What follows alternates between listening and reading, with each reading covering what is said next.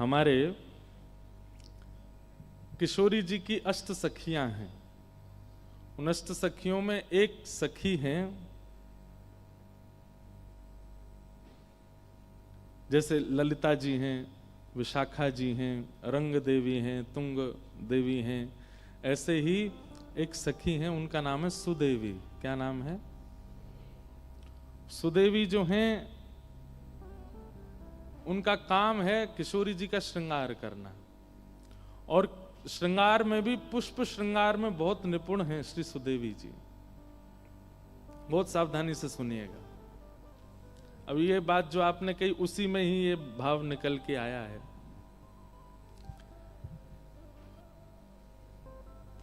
हमारे मन में आज कथा में आ रहे थे तो कोई भाव आया, मैं सोच रहा हूं कि बोलूं कि नहीं। जैसे सप्तनिधियों का पद हमने यहां लिखा, आज मन हो रहा है कि अष्ट सखियों का पद भी एक लिखें। और उस पद में, अब वो तो आज बैठेंगे देखते हैं, 8 सखियां और 8ओं की क्या क्या सेवा है और वो अपनी सेवा से कैसे रिझाती हैं, ऐसा भाव देखते हैं कि गांधी धाम की वायु में अष्ट सखियां आवे तो प्रकट करेंगे। तो उनमें से एक देवी हैं सुदेवी। तो सुदेवी जी का काम है किशोरी जी के पुष्प श्रृंगार करना। लाडली जी जब विराजमान हो जाती हैं तो किसी की सेवा स्वर्ण श्रृंगार धराने की है, किसी की सेवा वस्त्र सवारने की है, किसी की सेवा, अब ये लीला जो है ये निकुंज की लीला है। कुंज, निकुंज और निभृत निकुंज 3 है। बहुत ध्यान से सुनिएगा, सबके समझ में आने वाली बात नहीं है, फिर भी कह रहा हूं मैं। कुंज में सब लीलाएं होती हैं। गोवर्धन लीला कुंज में होती है, नाग मर्दन लीला, कालिया नाग मर्दन लीला कुंज में होती है, वेणुवादन लीला कुंज में होती है, ठाकुर जी का मधुमंगल श्रीदामा के संग खेल कुंज में होता है। पर जैसे निकुंज में जाते हैं तो निकुंज में वहां किसी और का प्रवेश नहीं है। किशोरी जी हैं, ठाकुर जी हैं और अष्ट सखियां हैं। और निभृत निकुंज में केवल किशोरी जी और ठाकुर जी, वहां अष्ट सखियां भी नहीं। या फिर कभी कभी निभृत निकुंज में वो जा सकता है जिस पर किशोरी जी कृपा कर दे। तो सुदेवी जी की सेवा है पुष्प श्रृंगार की, और आप पुष्प श्रृंगार में इतनी निपुण है, बढ़िया बढ़िया पुष्प कहीं मिल जाएं, उनका काम ये पूरे दिन पुष्प ढूंढना और उन पुष्पों से सुंदर माला बना करके किशोरी जी को धराना। और आप जब पुष्पों की माला आदि बना करके लाती हैं, किशोरी जी के सन्मुख प्रस्तुत करती हैं, तो किशोरी जी इतनी रीझ जाती हैं इन पर, क्योंकि एक तो होता है पुष्प और पुष्प में सुई पिरो करके माला बना देना, पर ये पुष्पों की आकृति इतनी सुंदर बनाती हैं कि जब किशोरी जी देखती हैं तो बहुत देर तक देखती रह जाती हैं। और फिर सुदेवी जी के हस्तकमल देखती हैं, बोले कैसे बनाती हो आप, इतने सुंदर कैसे धराती हो। यही सखियों का सुख है, यही सखियों का आहार है, यही सखियों का जीवन है कि हमारी किशोरी जी हमसे रीझ के, हमसे नेक देर बतिया लें, बस हमारे भाव से वो प्रसन्न हो जाए। हमारी आपकी तरह नहीं, रोटी बनाई, सब्जी में नमक बुरको, हल्दी डाली, लगा दी, भोग है गयो काम नहीं। प्रेम में जैसी अवस्था होती है ना कि प्रियतम रीझे हमारे भाव से, वो सखियों की सेवा है, वो सखाओं की सेवा है। इसलिए हमारे वृंदावन रीति कहती है कि पहले अलियों को प्रणाम करो। अली मतलब सखी, आलियों को प्रणाम करो, वो कृपा करेंगी तब सेवा आवेगी, और जब सेवा आवेगी तब श्री जी का गुणगान गाओ। हमारे वृंदावन भाव में सीधे किशोरी जी को और ठाकुर जी का गुणगान गाने की आज्ञा नहीं है। पहले वृंदावन की सेवा करो, यमुना जी की सेवा करो, सखियों की सेवा करो, तब उनको भजो। तो सुदेवी जी पुष्प श्रृंगार करती हैं, और होड़ रहती है सखियों में कि जिनको स्वर्ण का श्रृंगार करना होता है तो स्वर्ण के ऐसे ऐसे आभूषण बना करके लाती हैं, किशोरी जी को पधराती हैं। किशोरी जी खुश हो जाती हैं, आहा कितने सुंदर लग रहे हैं। स्वर्ण के आभूषणों को भी मात देने वाले श्रृंगार पुष्पों से बना करके लाती हैं सुदेवी जी। जब सुदेवी जी का श्रृंगार देखती हैं तो किशोरी जी स्वर्ण के आभूषण उतार देती हैं, पुष्प के आभूषण इतने अच्छे लगते हैं। वैसे स्वर्ण के चांदी के रत्नों के श्रृंगार हम मानवों को ज्यादा प्रिय हैं, पर हमारे वृंदावन चंद ठाकुर जी को और किशोरी जी को तो वनमाली भेष बहुत अच्छा लगता है। वन के विविध विविध पत्र हों, पुष्प हों, उनसे श्रृंगार उनको बहुत प्रिय लगता है। ऐसा कहते हैं कि श्री सुदेवी जी जब शीतकाल आता है ना, तो सर्दियों में ठाकुर जी माला नहीं पहनते, सर्दियों में ठाकुर जी पुष्प का श्रृंगार नहीं धारण करते। क्यों? शीतल होते हैं, तो ठाकुर जी को धराएंगे तो ठंड लगेगी। तो सुदेवी जी शीतकाल के समय में मूर्छा में ही रहती हैं। क्यों? क्योंकि सेवा कर नहीं पा रही, ठाकुर जी को दे नहीं पा रहे। तब किशोरी जी के मन में आया कि हे सुदेवी जी, इधर देखो, सब लोग इधर देखो, यहां देखो, ऐसी बात चल रही है, फिरो रसगुल्ला दे रहे हैं लेकिन सबन को ध्यान पापड़ पे ही है, यहां देखो, कथा सुनो। क्या बता रहा था मैं? हाँ, तो किशोरी जी ने जब देखा कि सुदेवी जी ये हमेशा शीतकाल के समय पर विरह में चली जाती हैं, इनको मूर्छा आने लग जाती है। क्यों? सेवा ही नहीं है, पुष्प की सेवा है और वो अब शीतकाल में पुष्प धरा नहीं सकते। तो फिर किशोरी जी कहती हैं इनको दूसरी कोई सेवा दी जाए।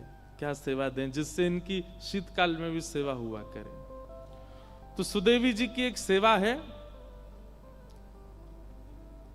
सुख और सारी। ये ब्रज की लीला में आता है कि सुख यानी कि तोता और सारी यानी कि तोता का ही सखी स्वरूप। सुख और सारी इनको पढ़ाने की सेवा श्री सुदेवी जी की है कि इनको सिखाओ और क्या करना है, इनका काम क्या है। जैसे ठाकुर जी वृंदावन में, किशोरी जी बरसाने में, तो किशोरी जी बरसाने में इस वक्त क्या कर रही हैं, वो सुख जाकर के देखेगा और वृंदावन जाके ठाकुर जी को सुनाएगा। नव निकुंज में ऐसी नथनी पहनी है, ऐसे कुंडल पहने, ऐसी पोशाक पहन करके किशोरी जी बैठी हैं, मंदम हवा चल रही है, किशोरी जी के केश लहरा रहे हैं। और यहाँ किशोरी जी को जब ठाकुर जी की याद आती तो वो सारी को भेजती हैं, जाके देख के आओ वृंदावन में ठाकुर जी क्या कर रहे हैं। तो फिर सारी वृंदावन आकर के ठाकुर जी का स्वरूप देखती है और उन स्वरूप को आकर के फिर किशोरी जी को वर्णन करती, सुनाती है। ये सुख सारी की सेवा और इन दोनों को निपुणता प्रदान करने की आज्ञा सुदेवी की है।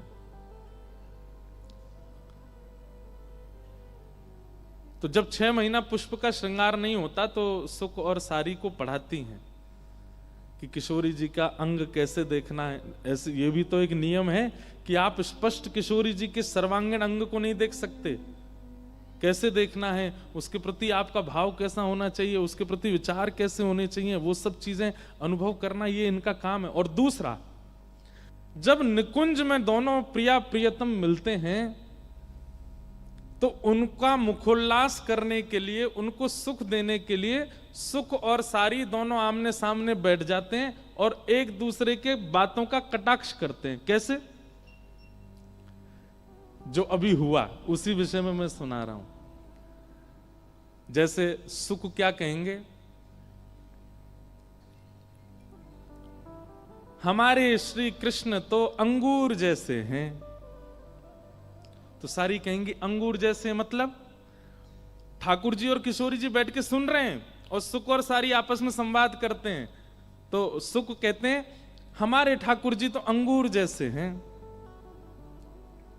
तो सारी कहती अंगूर जैसे मतलब, बोले बाहर से भी कोमल, पालो तो भीतर भी रस है, ना गुठली है ना छिलका, पूरे पूरे ग्रहण करवे योग्य हैं, कछु छोड़वे लायक है ना हमारे ठाकुर जी में। हमारे यहाँ एक रसिया गाया जाता है, खातिर कर ले नई गुजरिया रसिया ठाड़ो तेरे द्वार। खातिर कर ले नई गुजरिया रसिया ठाड़ो तेरे द्वार, रसिया ठाड़ो तेरे द्वार। समझ में आ रही है? हाँ या ना कछु तो बोलो। आ रही? पीछे वाले ने समझ में आवे, आगे वाले तो ऐसे ही समझ। खातिर कर ले, खातिर मतलब अरे जैसे घर में मेहमान आता है तो उसके उसको माला पहनाते हैं, उसको ठंडा पानी पिलाते हैं, उसको शरबत देते हैं, चाय नाश्ता कराते हैं, ये खातिर करना होता है। तो हमारे ब्रज में गाते हैं, खातिर कर ले नई गुजरिया रसिया थाड़ो तेरे द्वार, खातिर कर ले नई गुजरिया रसिया ठाड़ो तेरे द्वार। ये रसिया तेरे नित नहीं आवे, ये रसिया तेरे नित नहीं आवे। प्रेम होए तब दर्शन पावे, प्रेम होए तब दर्शन पावे। अधरामृत को भोग लगावे, अधरामृत को भोग लगावे। कर मेहमानी अब मत चूके, समय न बारंबार। हाँ कर मेहमानी अब मत चूके, समय न बारंबार। देखो है तो रसिया लेकिन सिद्धांत की बात है। ये रसिया तेरे नित नहीं आवे, ठाकुर जी नित नहीं आते हैं। रे रसिया तेरे नित नहीं आवे, जब किसी के चित्त में बहुत प्रेम उमड़ता है, प्रेम होए तब दर्शन पावे, तभी इनके दर्शन होते हैं। कर मेहमानी अब मत चूके, समय न बारंबार। ये बात आप लोगों के लिए भी है। गांधी धाम में रोज कथा नहीं होती, और कथाएं तो होती होंगी, लेकिन वृंदावन रस की चर्चा रोज नहीं होती। प्रेम होता है तभी ये प्रकट होती है। तो भैया सुन लो, समझ लो, ध्यान पूर्वक इसको धारण कर लो, समय ना बारंबार, बार बार नहीं मिलेगा। तो ऐसे हमारे ब्रज में रसिया गाते हैं, और उस रसिया में एक बात कहते हैं, क्या?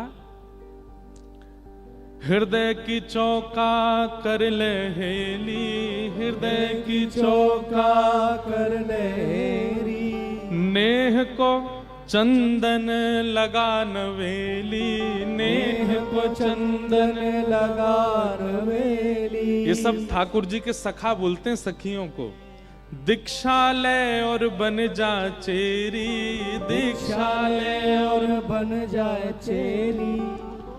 पुत्रिन, अब देखो शब्द समझने पड़ेंगे। पुत्रिन पलंग बिछाए, हाँ पुत्रिंग पलंग बिछाए, पलक की कर ले बंद किवाड़। हाँ पुत्रिन पलंग बिछाए, पलक की कर ले बंद किवाड़। भैया ठाकुर जी तेरे द्वार पे आए, हृदय रूपी चौकी पे ने बैठा, और नेह को चंदन लगा नवेली। घर पे आए मेहमान को चंदन लगा, तो नेह को, प्रेम को चंदन लगा। दीक्षा ले और बन जा चेरी, मतलब इन पे समर्पित है जा। और पुत्रिन पलंग बिछाए, अपने नेत्र रूपी पलंग पे इनको लेटाए के, और अपने पलकन की किवाड़न को बंद कर ले, सदा को अपने नेत्र में न धारण कर ले। खातिर कर ले नई गुजरिया रसिया थाड़ो तेरे। तो सुख और सारी का संवाद मुझे पूरा तो याद नहीं है, लेकिन जितना याद है मैं सुनाऊं। तो उसमें सुख कहते हैं, हमारे कन्हैया तो अंगूर जैसे हैं, बाहर भी छिलकाना है, भीतर गुठली ना है, रस ही रस है, कहीं तो खा लो।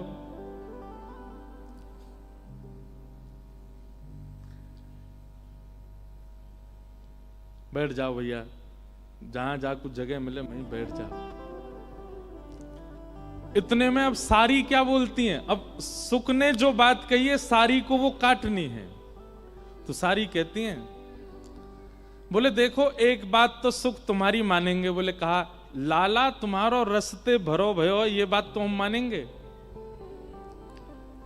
पर जे अंगूर ना है। बोले तो फिर? बोले जी गन्ना है, गन्ना। कौन? गन्ना। और गन्ना को स्वरूप का होवे? सुन लो भैया, ने कहा जोड़ू तुम्हारे, सुन लियो ने कथा। सुख ने कही हमारे लाला अंगूर हैं, तो सारी कह रही हैं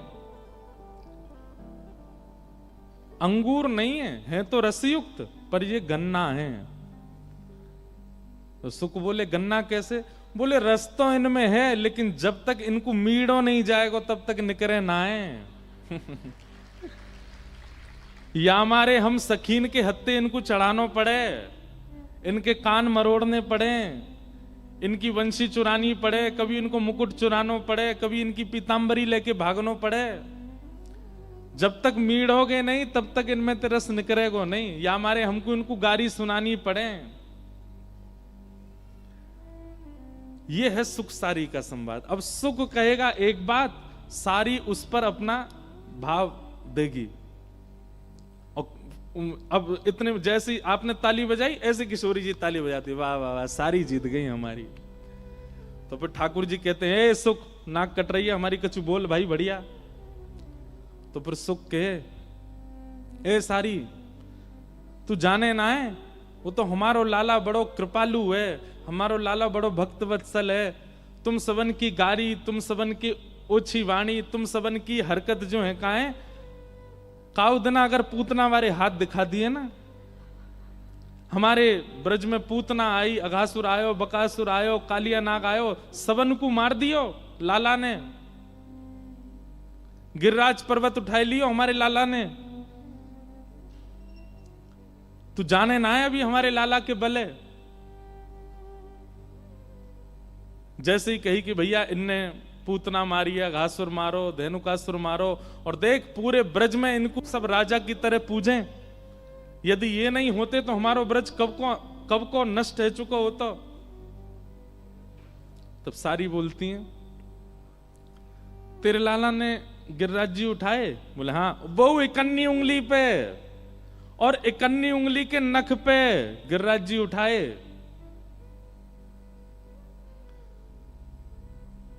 तब सारी के इतनो बड़ो 21 किलोमीटर को पर्वत उठा लियो अपने बाम हस्त की इकन्नी उंगली के नख पे। जय हो।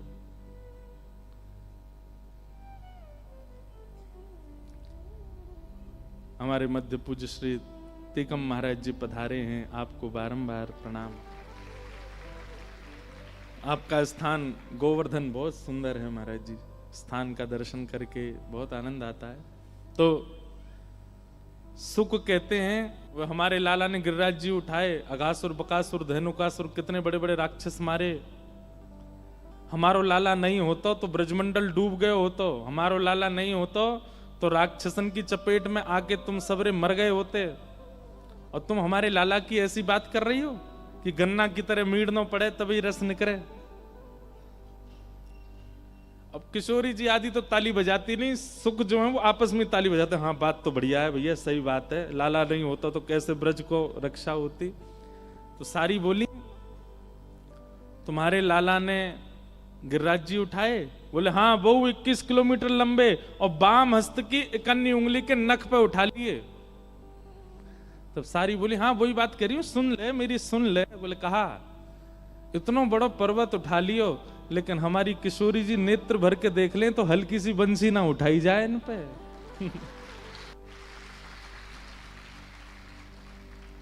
वो भाव कहते हैं ना, जब देखी वृषभानुजा हिय विच उठी हूक, वंशी रह गई हाथ में फिर न लागी फूंक। सारी बोली अरे भैया वो एक इकन्नी उंगली पर उठा लियो, लेकिन यहाँ दो दो हाथ लगाने पड़े तब वो बंसी उठे ना है। एक सारी बोली अरे सुनो, बंसी उठा तो लेवे, लेकिन गिरिराज जी तो सीधो खड़े होकर उठा ले, लेकिन वह बंसी को उठावे में टेढ़ो मेढ़ो है जाए, त्रिभंगी है जाए पूरो। किशोरी जी फिर ताली बजाती हैं। ठाकुर जी को प्रसन्नता तो होती लगे, ए सुख तू नाक कटवा रहो हमारी, कछु तो बोल बढ़िया। ये सुख और सारी को पढ़ाना और इनको लीला में रस संवर्धन करने की सेवा किनकी है? सुदेवी जी की। किशोरी जी की अष्ट सखियों में एक सखी श्री सुदेवी जी। किशोरी जी को बहुत सुख मिलता है इनके इस भाव से। एक हमारे मित्र हैं, उन्होंने मुझे ये भाव क्यों चल रहे हैं आज, उन्होंने अष्ट सखियों के प्रणाम का एक पद भेजा मुझे, इसलिए तब से ये भाव आ रहा था कि अष्ट सखियां, कईयों को तो पता ही नहीं अष्ट सखियां कौन कौन सी हैं, वो अष्ट सखियों को प्रणाम करो सब लोग। कौन कौन सी अष्ट सखियां?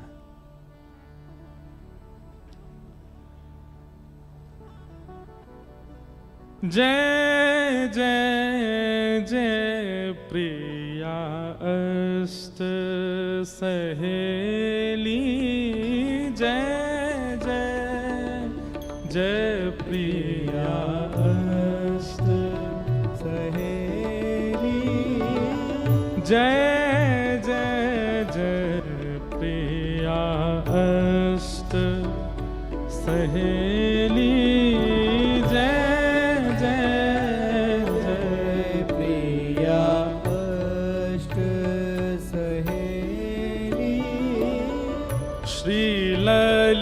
ललिताजु विशाखा चित्रा, श्री ललिताजु चित्रा, सब गाओ। श्री ललिताजु विशाखा चित्रा, श्री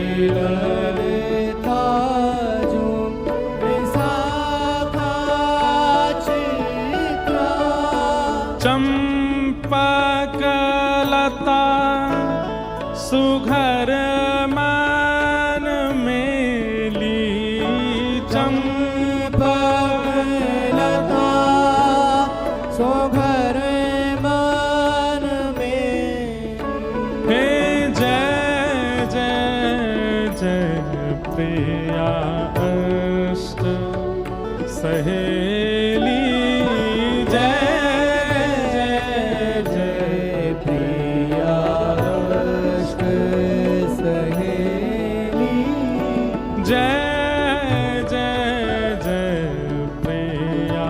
अष्ट सहेली, जय जय प्रिया। आपको एक बात बताएं, ठाकुर जी के श्रृंगार में जाने से पूर्व, भोग की सेवा में जाने से पूर्व, शयन कराने से पूर्व, जलझारी धराने से पूर्व, उत्सव प्रारंभ करने से पूर्व इन अष्ट सखियों को प्रणाम सबको करना चाहिए। जो प्रेम लक्षणा भक्ति करते हैं वो सब इस पद को याद कर लीजिए, नित्य गाया कीजिए। ये अष्ट सखियां कृपा करेंगी, वृंदावन कृपा करेगा, तभी सेवा निपुण हो सकती है। जय जय जय प्रिया अष्ट सहेली,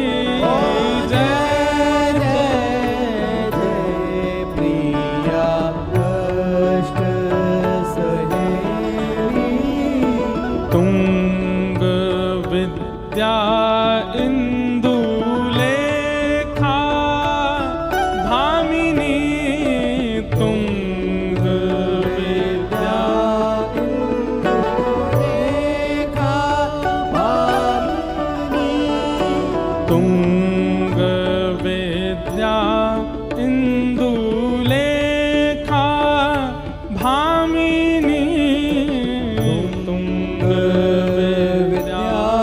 इंदुलेखा भामिनी,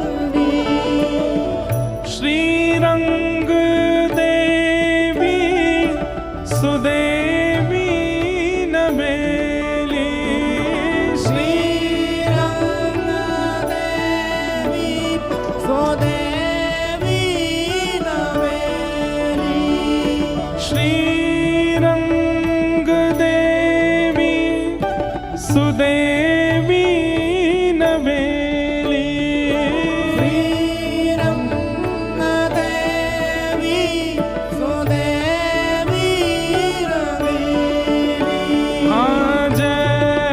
जय जय प्रिया अष्ट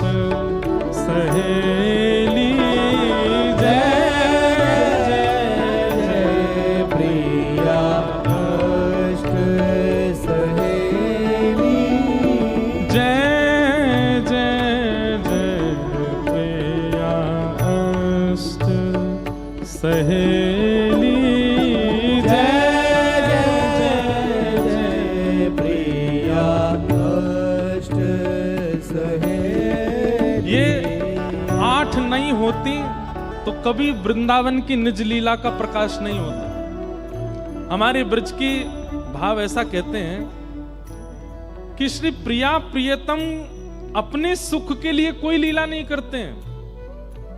दर्पण हाथ लिए नंद नंदन किशोरी जी से पूछ रहे हैं तुम सुंदर हो कि मैं सुंदर हो बताओ। अब किशोरी जी कह रही हैं कि आप तो ऐसे हो जैसे अंधियार हो। ये सब लीला किशोरी जी ठाकुर जी एक दूसरे को सुख, वो तो सदा सुख में ही रहते हैं, वो तो सदा आनंद में रहते हैं। ये सब सुख अपनी सखियों को देने के लिए ठाकुर जी लीला करते हैं। अगर अष्ट सखियां नहीं होती तो वृंदावन रस प्रकट नहीं हो पाता। कौन कौन सी हैं? ललिता जी, विशाखा जी, चित्रा जी, चंपकलता जी, तुंग विद्या, इंदुलेखा, रंग देवी और सुदेवी। ये अष्ट सखियां, और ये सब कहां प्रकट हुई हैं? किशोरी जी के और श्री ठाकुर जी के अंग से ही इनका प्रादुर्भाव हुआ। इनकी इच्छा जो होती है ठाकुर जी वैसी लीला करते। एक दिन सुदेवी कानों में पुष्प का श्रृंगार धरा रही थी। पुष्प की श्रृंगार करती थी सुदेवी जी। जैसे ही पुष्प श्रृंगार करने लगी इतने में ठाकुर जी ने वंशी बजाई, और जैसी वंशी बजाई तो किशोरी जी उठ के जाने लगी। तो सुदेवी जी बोली, हे श्यामाजू अभी श्रृंगार पूरा भयो नहीं, आप कहां जा रही हो? किशोरी जी बोली, है तो गयो सब श्रृंगार, मुकुट पहन लियो, गले में धारण कर लिया, हाथन में पम। बोले कर्ण फूल तो धारण करो। किशोरी जी बोली, मेरे कर्ण को आभूषण तो श्याम सुंदर की वंशी है, और वहां के आगे मैं सब त्याग दूंगी, वहां के आगे और कुछ नहीं। तो सुदेवी जी बोली, अच्छा या बैरनी बंसी ने मेरी एक सेवा छीन ली या दारी किए बताऊंगी मैं। सो एक दिन ठाकुर जी सो रहे यमुना जी के तट पे, बढ़िया गहरी नींद में सो रहे थे। रात भर सोते तो है नहीं, रास करते हैं, दोपहर में ही सोते हैं। जब गैया चराने जाते हैं तभी ठाकुर जी शयन करते हैं। गहरी नींद में सो रहे हैं, छोटे से ठाकुर जी के थोड़े थोड़े खर्राटे भी आ रहे हैं। इतने में ही सुदेवी गई, और वहां ने जैसे ही देखी ठाकुर जी के लेटे भय, ये वंशी मेरी सेवा में विघ्न डारे। सो ठाकुर जी की खोंच में धरी हुई वंशी धीमे ते निकाल के और चुराई के भाग गई वहां ते, और ले जा करके किशोरी जी के बगल में पधरा दी। किशोरी जी बोली, अरे सुदेवी ये तने कहा कियो? बोले, ये वंशी या की वजह से आज मैं सेवा ना कर पाई आपकी। मैं आपके कानन में पुष्प धरा रही और ये वंशी की धुन सुनते ही आप दौड़ गई वहां पे। लो या यहीं रख लो, और ये जब जब मैं कानन को श्रृंगार करूंगी तब तब वंशी आप ही बजाती रही हूं, ताकि मेरी सेवा पूरी हो। अब ये श्याम सुंदर के पास नहीं रहेगी।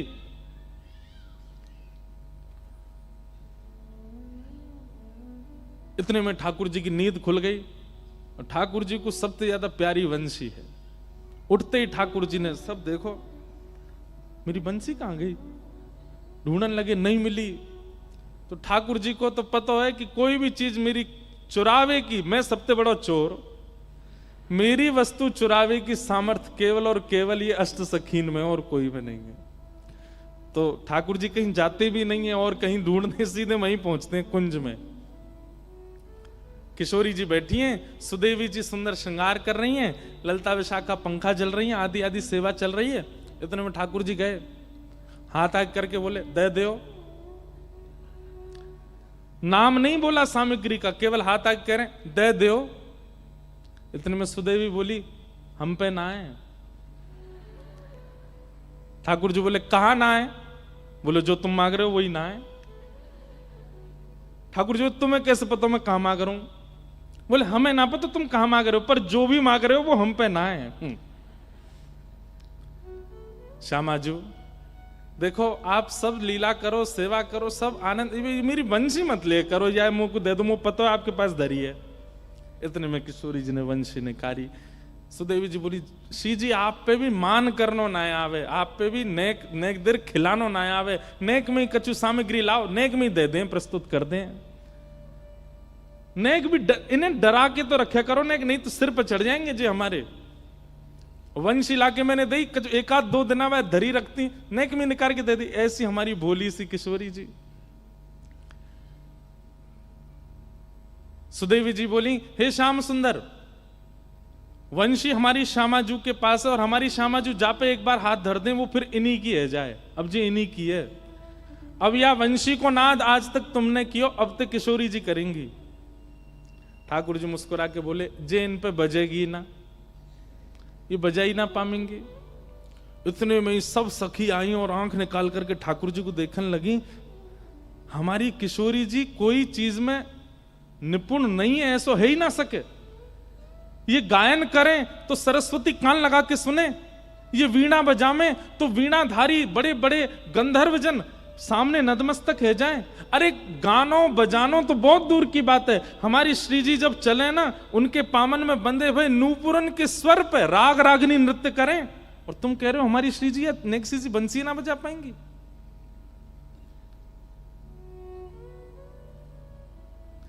ठाकुर जी बोले, मैं विद्या पे प्रश्न चिन्ह नहीं उठा रहा हूं, किशोरी जी की विद्या पे मेरा कोई आक्षेप नहीं है। मैं तो अपनी वंशी को स्वभाव बता रहा हूं कि वो इन पे नहीं बजेगी।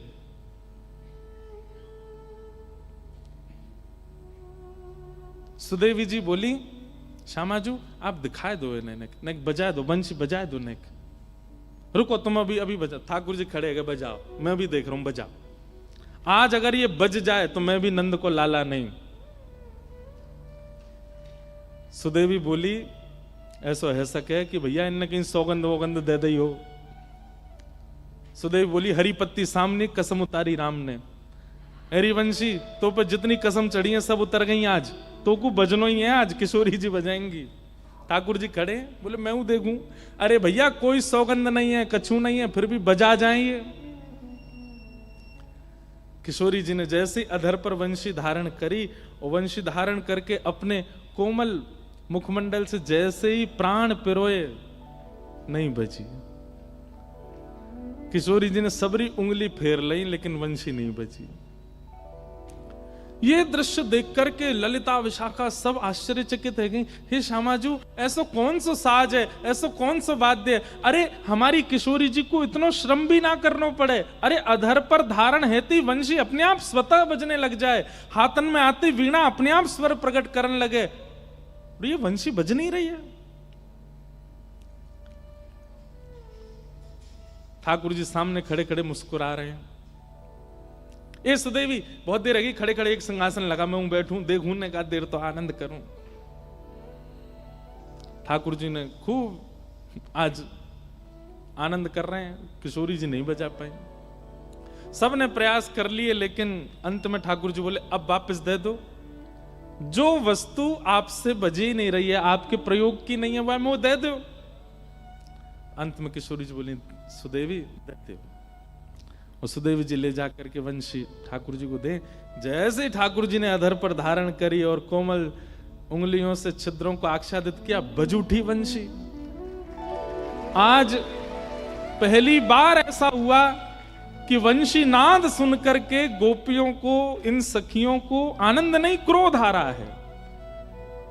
और ललिता विशाखा बोली, पकड़ लियो, छीन लियो या बांसुरी को और ले करके अपने पामन ते तोड़ दो, चूर चूर कर दो, जमुना जी में बहा दो। अरे अरे बैरणी, अरे तू भी कृष्ण की तरह छली कपटी है गई है, किशोरी जी की सेवा में आई तो बज नहीं रही है, वहां जाके बजन लगी। ठाकुर जी ने हृदय से लगा लियो, मेरी वंशी को दोष मत दो, तो किशोरी जी के हाथ में क्यों नहीं बजी? ठाकुर जी बोले, ये स्वर से ना बजे, ये फूंक से ना बजे, ये तो भाव से बजे। और या को मतलब ये नहीं है कि किशोरी जी में भाव नहीं है, ताली मत बजाइयो भैया, हाथ जोड़ू तुम्हारे। गलत अर्थ मत लगाओ।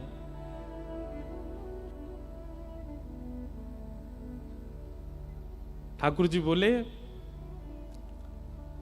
मेरी वंशी जो है ना, वो अनन्य भक्त है। कौन है?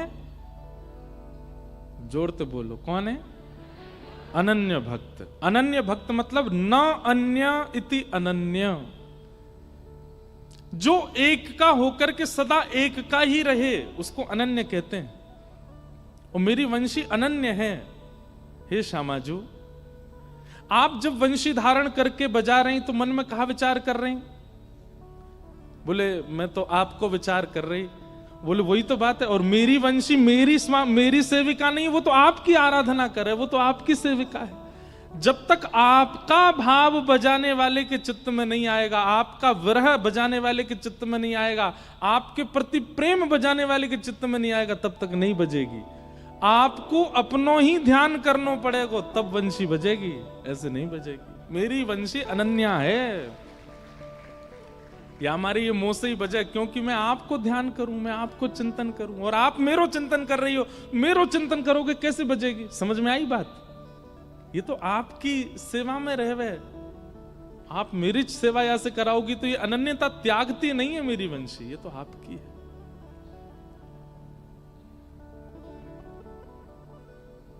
सुदेवी जी को मौत छोटा सा रहेगा, ठाकुर जी अपनी वंशी लेकर के निकल गए। जय जय जय प्रिया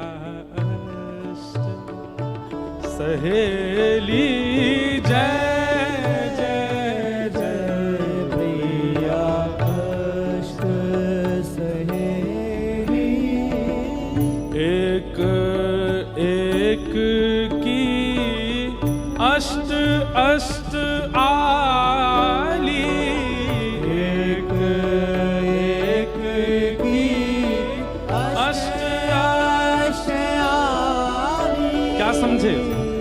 किशोरी जी की अष्ट सखियां हैं और इन आठों में एक एक की आठ आठ सखियां और हैं।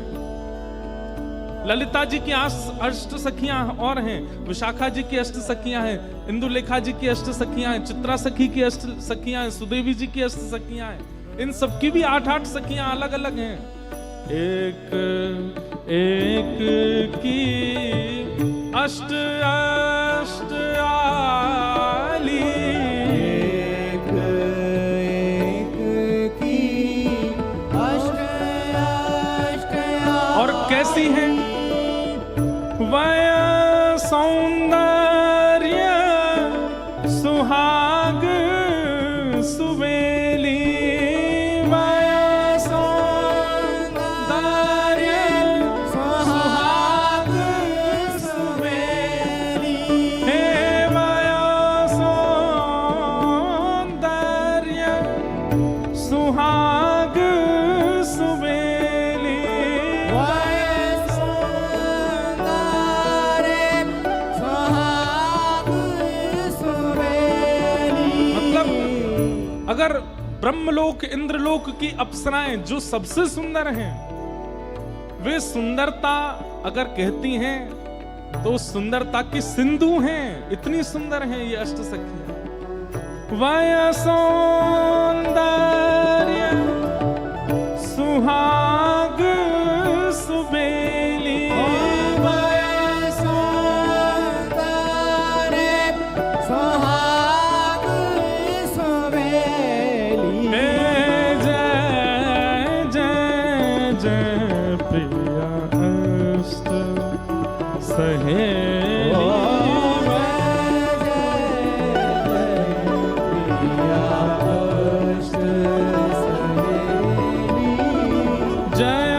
जय जय प्रिया अष्ट सहेली, जय जय जय प्रिया अष्ट सहेली। और इन आठों सखियों का कर्म क्या है, करती क्या है? सेवा तत्पर लाल लढ़ेती, सेवा तत्पर लाल लढ़ेती। अब इतनी सेवा में तत्परता शायद और कहीं नहीं हो सकती। किशोरी जी का श्रृंगार किया है ठाकुर जी ने। आज पत्रावली ठाकुर जी ने बनाई है, केश ठाकुर जी ने गूंथे हैं, किशोरी जी के नेत्रन में काजल ठाकुर जी ने पधरायो है। और जैसे ही ठाकुर जी किशोरी जी को दर्पण दिखाते हैं, हे श्यामाजू ने देखो कैसी लग रही हो, तो और दिन तो अपना रूप देखती हैं, लेकिन ठाकुर जी ने श्रृंगार किया है, इसलिए अपने रूप पर इतनी मोहित हो गई, इतनी मोहित हो गई किशोरी जी कि अपने रूप को अपलक नेत्रों से देख रही हैं। और रूप में जो एक एक श्रृंगार है ना, उसको इतने ध्यान से देख रही हैं। ये जो काजल हैं, ये श्याम सुंदर ने अपने हाथन से लगाए हैं। ये जो मुख पे लालिमा है, ये श्याम सुंदर ने पधराई है। ये केश श्याम सुंदर ने गूंथे हैं। ये कानन में कर्णफूल श्याम सुंदर तोड़ करके लाके लगाए हैं। इतनी आतुर है गई कि आज पूरा दिन व्यतीत है गया अपने मुख को देखते देखते। तो दर्पण में जो स्वरूप था, उस स्वरूप से रहा नहीं गया। किशोरी जी कहने लगी, हे ललिते तुम कितनी सुंदर हो। इतने में ही दर्पण का किशोरी जी का प्रतिबिंब ही प्रकट हो गया और श्री ललिता जी के रूप में व्यवस्थित हो गया। श्री ललिता जी के रूप में वो आ गया। श्री ललिता जी हैं। अब सोचो,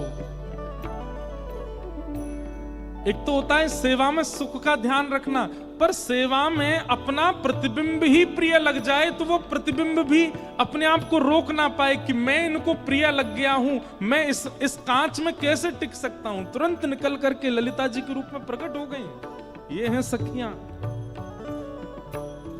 हाँ सेवा तत्पर लाल लढ़ती,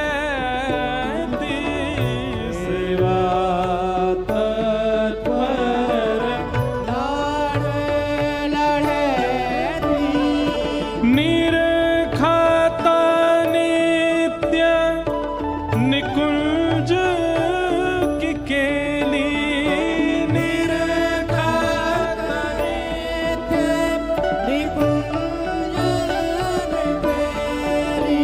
हे जय जय जय प्रिया अष्ट सहेली, जय जय जय प्रिया अष्ट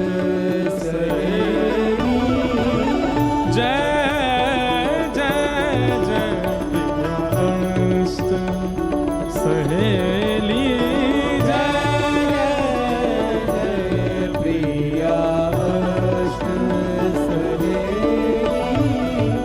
सरस माधुरी शरण तिहारी,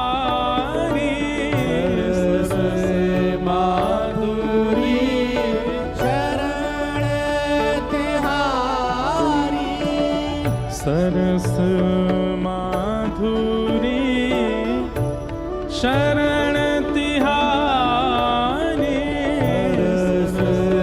माधुरी शरण तिहारी। देव जुगल पद रतियाल बेली, देव जुगल पद रतियाल हे देव जुगल पद रतियाल बेली, देव जुगल पद रतियाल हाँ जय जय जय प्रिया अष्ट सहेली, जय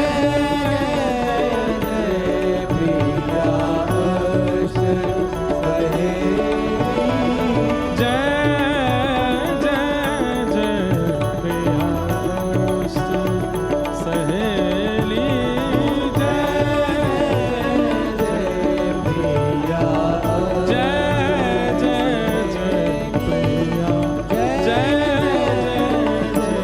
प्रिया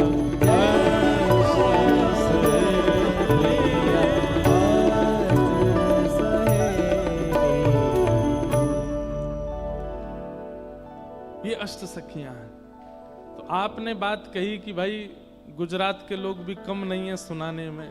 गुजरात के लोग कुछ भी नहीं सुनाते ठाकुर जी को जितना ब्रजवासी सुनाते हैं। ये ब्रज की गोपियां जितना, ब्रज की सखियां जितना ठाकुर जी को सुनाती हैं उतना तो कोई सुना ही नहीं सकता। और उसके पीछे कारण क्या बताया? बोले कि श्री कृष्ण कौन है? बोले गन्ना है। और गन्ना जब तक मीड़ो नहीं जावे गो, गन्ना जब तक कुचलो नहीं जावे तब तक रस निकले नहीं है। लेकिन एक और बात है,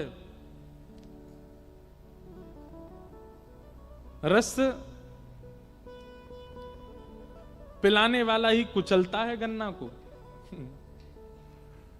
पीने वाले नहीं कुचलते। पीने वाले तो केवल देखते, आप पीने वाले हो, हम पिलाने वाले हैं। हम कह सकते हैं, आप नहीं कह सकते। कहीं हमारी तरह आप द्वारिकाधीश को जाकर के कुछ ताने दोगे तो महाराज सुदर्शन चक्र है हाथ में, पीछे पड़ जाएगा।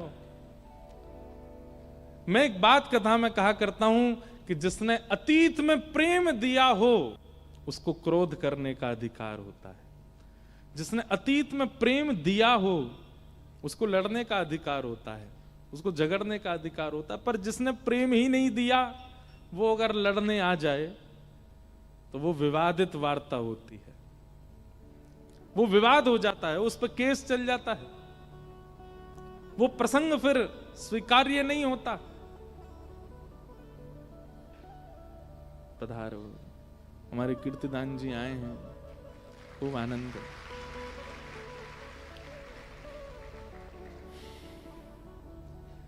आज वृंदावन रसामृत पद, जय हो, वृंदावन रसामृत पद आप सबके बीच प्रस्तुत होगा। और उस दर्शन के पश्चात फिर रात में हम लोग सुंदर आपका भाव सुनेंगे, खूब आनंद करेंगे। आप सब लोग भी खूब आनंद से बैठ करके श्रवण करना। हमने तो कहा ना, आप जो गाएंगे वो समझने की जिम्मेवारी आपकी, नाचने की जिम्मेवारी मेरी। हमको कई बार शब्द भले ही समझ में ना आते हो पर भाव बहुत अच्छा लगता है।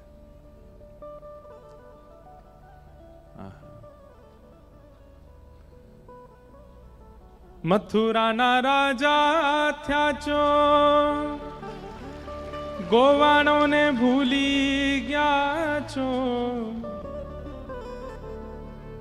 मथुरा ना राजा थया चो, गोवाणो ने भूली गया छो। आगे क्या है? हे ओधाजी रे मारा वाला ने बढ़ी ने के जो माने तो मनावी ले जो रे। हे ओधाजी रे मारा वाला ने बढ़ी ने के जो। कल रात में आप बैठ के सुना रहे थे, अभी मैं दूसरे पक्ष में जा चुका हूं। कथा निकुंज पक्ष की चल रही है, उस पक्ष में जाना नहीं है मुझे। लेकिन कल रात में आप ऐसे भाव सुना करके गए। एक बात आप कह रहे थे कि महाराज जी विरह तो गुजरात में ही प्रकट हुआ ठाकुर जी का, क्योंकि अभाव जहां होता है विरह वहीं प्रकट होता है। वृंदावन में तो सब मिल गया ना ठाकुर जी को। वृंदावन में तो प्रेम प्राप्त हुआ, गोपियां प्राप्त हुई, यशोदा मैया, नंद बाबा सब प्राप्त हुए। लेकिन द्वारिका में तो सबका अभाव है, इसलिए अभाव में ही प्रेम प्रकट होता है। कई लोग कहते हैं महाराज जी हमको बहुत विरह होता है। अरे ठाकुर जी से ज्यादा विरह नहीं हुआ होगा, श्री कृष्ण से ज्यादा विरह नहीं हुआ होगा जितने विरह में हमारे ठाकुर जी रहे हैं। हमारे नंदलाल जी भी बैठे हैं, ये तो आपके कच्छ के ही हैं, गांधीधाम के पास के। इन्होंने एक बहुत सुंदर वो बरसाने की छोरी करके इशारों बुलाए, उसका इन्होंने ठाकुर जी का वर्जन निकाला है।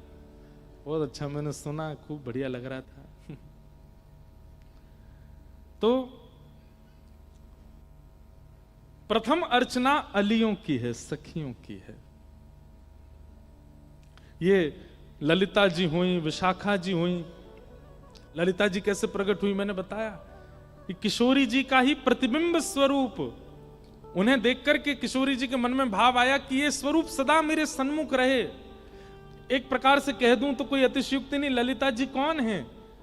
किशोरी जी का ठाकुर जी के द्वारा किया गया श्रृंगार ही प्रतिबिंब में जो प्रकट है वो श्री ललिता जी हैं। हम लोग जिन किशोरी जी का दर्शन करते हैं उनका श्रृंगार विशाखा ने किया होगा, उनका श्रृंगार कीर्ति मैया ने किया होगा, उनका श्रृंगार वृषभानु जी ने किया होगा, उनका श्रृंगार उन्होंने स्वयं किया होगा। पर श्री ललिता जी का अगर आप दर्शन करो तो ललिता जी कौन है? ठाकुर जी जब किशोरी जी का श्रृंगार करते हैं और किशोरी जी जब ठाकुर जी के श्रृंगार में युक्त होती हैं, वो जो किशोरी जी का स्वरूप प्रतिबिंब में आता है वो श्री ललिता जी, वो ललिता सखी।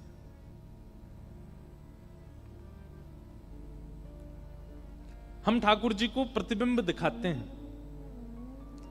जब लाल जी की सेवा होती है, आरती होती है, तो ठाकुर जी के आगे प्रतिबिंब दिखाया जाता है। प्रतिबिंब दिखाने का तात्पर्य क्या होता है कि ठाकुर जी का जो प्रतिबिंब स्वरूप है वो किशोरी जी हैं। देखो बहुत ध्यान से सुनिएगा। लोग बाग कहते हैं, और कई आपके गुजरात के लोग भी कह सकते हैं, बोले ठाकुर जी ने प्रेम श्री किशोरी जी से किया तो फिर विवाह रुक्मिणी जी से क्यों? एक बात कह दें, विवाह उससे किया जाता है जो हमेशा हमसे अलग था, उसको अपना बनाया जाता है। पर जो हमारा ही है, जो हम ही हैं, अपनाया उसको जाता है जो हमसे विलग है, और जो हम में ही है, हम ही हैं, उसको अपनाने की कोई रिचुअल नहीं किया जाता। जो अपना ही है, जो हम ही हैं, उसके लिए कोई व्यवस्था नहीं की जाती है, सप्त फेरों की आवश्यकता नहीं है, उसके लिए कुछ विवाह का ये पूरा प्रकरण करने की आवश्यकता नहीं है। ये तो उसके लिए आवश्यक है जो अपना नहीं है। ठाकुर जी ने 16,108 विवाह किए, उनसे किए जो उनकी नहीं थी। हम ठाकुर जी के नहीं हैं, हमको स्वीकार करेंगे तो यह भी एक विवाह है। हम अभी ठाकुर जी के हम प्रयास करते हैं कि वो हमें प्रेम करें, हमें स्वीकार करें, क्योंकि हम उनके नहीं हैं। पर किशोरी जी वो तो नित्य श्याम सुंदर की हैं, कोई विलग नहीं है। कथा आती है कि भगवान एक दंपति को वचन दे चुके थे कि मैं तुम्हारे यहां पुत्र बनकर के आऊंगा। वो दंपति ही वसुदेव देव की थे। तभी ब्रह्मा जी के यहां 2 दंपति सेवा करते थे। उनकी सेवा से ब्रह्मा जी प्रसन्न हो गए। तो ब्रह्मा जी ने कहा वरदान मांगो, क्या चाहिए? बोले आपके इष्ट जो नारायण हैं ये हमारे यहां पुत्र बनकर के आए हैं। ब्रह्मा जी बोले ठीक है, मैं ठाकुर जी से बात करूंगा। बोले बात नहीं, पहले हमें वचन दो। तो ब्रह्मा जी ने वचन दिया, कोई बड़ी बात नहीं, ठाकुर जी तुम्हारे यहां पुत्र बन के आएंगे। ब्रह्मा जी ठाकुर जी के पास गए, बोले भगवान मेरे ब्रह्मलोक में 2 दंपति सेवा में हैं, उनकी एक ही इच्छा है कि आप उनके यहां पुत्र बन के जाओ। ठाकुर जी बोले कैसे संभव होगा, हम तो द्वापर में एक माता पिता चुन चुके अपने, 2 जन्म नहीं ले सकते। ब्रह्मा जी बोले हमारी इच्छा पूरी करनी पर मैं उनको वचन दिया है। तब ठाकुर जी ने कहा ठीक है, हम जन्म लेंगे देवकी वसुदेव के यहाँ, और फिर आपके जो सेवादार हैं वे नंद यशोदा के रूप में आएंगे, और 11 वर्ष 56 दिन के लिए हम उनके पुत्र बनने के लिए जाएंगे। पर जब तक पृथ्वी पर सूर्य चंद्र की किरण है तब तक सब नंद यशोदा के पुत्र ही कहेंगे। भले हम 11 वर्ष रहें पर उन पर कृपा इतनी होगी कि पुत्र उनका ही कहा जाएगा। जन्मेंगे कहीं, पलेंगे उनके पास। ब्रह्मा जी भी सोच में पड़ गए, लीला कैसे करोगे? ठाकुर जी बोले वो हम करेंगे, व्यवस्था जैसे भी होगी। ध्यान से सुनिएगा। 2 जगह ठाकुर जी ऑलरेडी कह चुके हैं कि मैं पुत्र बनूंगा। तभी भगवान का हुआ मोहिनी अवतार, और उस मोहिनी रूप को देख करके सब मोहित हो गए। कहां तक कहें, बड़े बड़े देवताओं के चित्त में भी ऐसी भावना आ गई कि इनसे हमारा ब्याह हो जाए। लेकिन एकमात्र सूर्य देव ऐसे थे जो ठाकुर जी पर मोहित नहीं हुए। मोहिनी रूप देख करके सूर्यदेव के मन में आया, ऐसी पत्नी नहीं, ऐसी पुत्री हो, इतनी सुंदर मेरी पुत्री हो, उसका मैं कन्यादान करूं, ये सौभाग्य मुझे मिले। तो मोहिनी जब भगवान बन के प्रकट हुए तो देवताओं के पास जब जाते थे तो देवता कहते हमसे ब्याह कर लो। ठाकुर जी कहते दारी के ब्रह्मा विष्णु हूं मैं, मेरा रूप नहीं पहचानना है। लेकिन जब सूर्य के पास गए तो सूर्य क्या कहते हैं, मेरी पुत्री बन जाइए। तो मोहिनी भी स्तब्ध हो गई। ठाकुर जी बोले और किसी की बात में मुझे प्रियता नहीं लगी, लेकिन सूर्य हम आपके इस भाव से बहुत प्रसन्न हैं। बोले मेरी परम इच्छा है कि मैं आप जैसी पुत्री को गोद में खिलाऊं, उसका पालन करूं, उसको अपनी पुत्री कहूं, वो मुझे अपना पिता कहे, ये सौभाग्य मुझको दीजिए नाथ। ठाकुर जी बोले द्वापर युग आ रहा है, हम दो माता पिता तो चुन चुके हैं, लेकिन आप हमको पुत्री रूप में चाहते हो, इसलिए मेरी ही आह्लादनी शक्ति, मेरा ही प्रतिबिंब स्वरूप वो आपके यहां पुत्री बनकर के आएगा, और सूर्य ही वृषभानु बने और ठाकुर जी का प्रतिबिंब किशोरी जी बनकर के प्रकट हुआ, श्री राधा रानी के रूप में प्रकट हुआ। किशोरी जी विलग नहीं है ठाकुर जी से। ठाकुर जी जब एक बात कहें, हम सबको अपना प्रतिबिंब का स्वरूप सबसे अच्छा लगता है। दुनिया में अगर पूछा जाए कि हमारी सबसे प्रिय वस्तु क्या है, तो जब हम खुद को दर्पण में देखते हैं, प्रतिबिंब में देखते हैं, हमको बहुत अच्छा लगता है।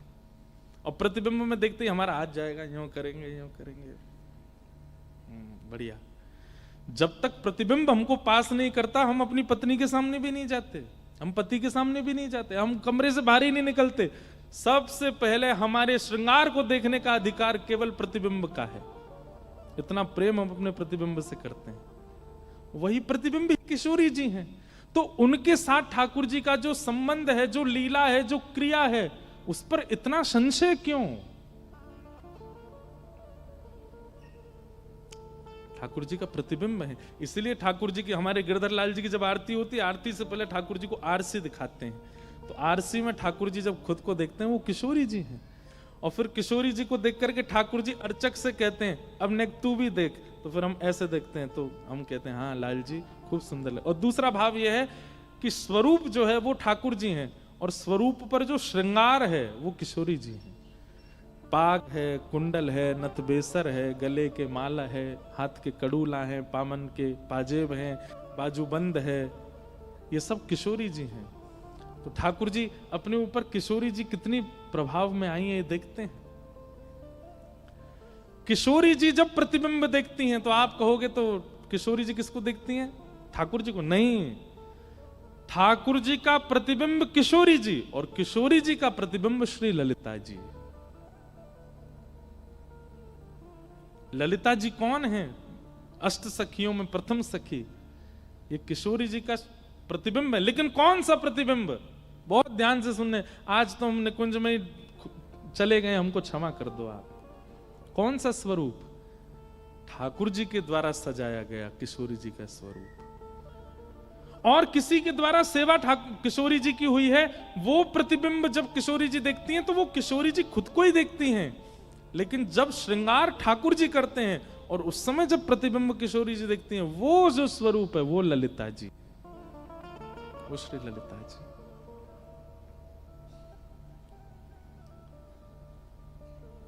क्योंकि उस दिन किशोरी जी को अपने श्रृंगार से इतनी प्रीति हो जाती है, एक एक बिंदु मुखमंडल पर ठाकुर जी ने धारण कराया है। नैन में ही राखूं पिया